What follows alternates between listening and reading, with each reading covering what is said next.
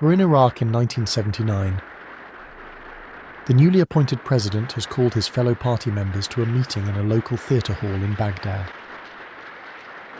His name is Saddam Hussein. He's only been president for a little under a week, but Iraq is his, and he wants everyone to know. It's July, and the temperature outside is pushing 40 degrees Celsius. The hall is hot, blisteringly hot. As Saddam takes the stage, he takes his time, shuffles a few papers, looks at his notes. Shortly before their newly appointed president arrived, one of his men appeared on stage. A terrible plot against the president and against Iraq has been uncovered, he informed the crowd.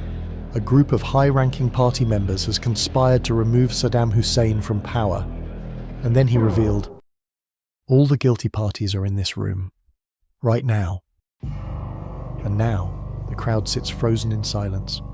The president is in total control. Then, Saddam calls a man to the stage, and a tall, slender, middle-aged man starts walking down the aisle. His name is Muhi Adbek Hussein. He's part of the Revolutionary Command Council. He's a powerful man, but just a short while ago, he had opposed Saddam in a meeting. It was a mistake. He walks up onto the stage and stands behind a microphone. And then, slowly, he begins confessing. Confessing to crimes of wanting to overthrow Saddam Hussein. In the meantime, Saddam takes a seat by a long table full of microphones and lights a thick Cuban cigar. I was the one behind the plot against the new president, the man says. It was me who tried getting others to join in. But it's a lie. Nothing of what he admits on stage is true. What's really happened is that he's been thoroughly tortured and told that if he doesn't go up on that stage and say that he planned the plot against Saddam, the torturers will rape his wife and daughter right in front of him. He has no choice but to obey. And so he does. To save his family, Muhi lies about his own and his fellow party members' involvement in the plot to overthrow Saddam's new regime. Once he's finished, Saddam takes the floor. Again, Saddam is in no rush.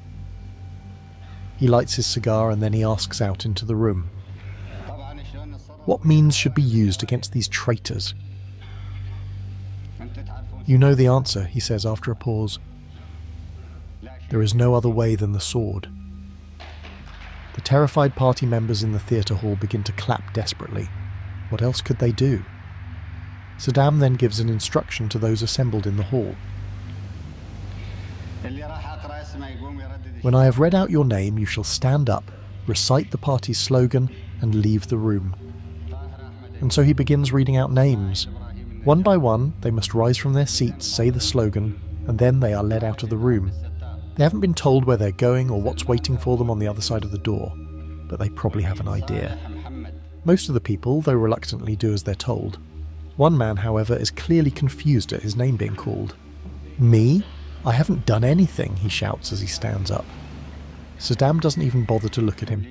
He just coolly repeats, when I have read out your name, you shall stand up, recite the party's slogan, and leave the room. And then, nothing. The man just lowers his head and shuffles out of the room. Saddam continues until he has called out 68 names. He smiles and thanks those remaining in the hall for their loyalty, and then everyone stands up and once again begins a desperate standing ovation. Relief. Some even begin to cry. Up on the stage, even Saddam himself sheds a tear. Outside the hall, all the people whose names Saddam has called out are gathered in trucks and driven to prison. In the following days, 68 trials are held. 22 men, including 5 members of the Revolutionary Command Council, are sentenced to death. Saddam has appointed a number of executioners to complete the task of carrying out the executions. They're all members of the Ba'ath Party, his party, and none of them are executioners. They are then gathered in the building where the plotters allegedly should have laid their plans to overthrow Saddam's new regime. And then the condemned are dragged out into the adjoining yard where they are forced to their knees and blindfolded. Each of the executioners is then handed a weapon and assigned a victim. And while they prepare to murder their former party comrades, they can hear the sound of a large crowd gathering outside the building. Saddam wants to make sure that everyone knows what will happen to people who disobey, but most importantly, he wants to show his accomplices, willing or not. So Saddam has made sure that there's a demonstration at the same time as the executions, and it's a big one. Thousands of Iraqis gather with signs and flags, shouting praises to their new president and condemning the prisoners. And then, one by one, Saddam's former friends and fellow party members are shot.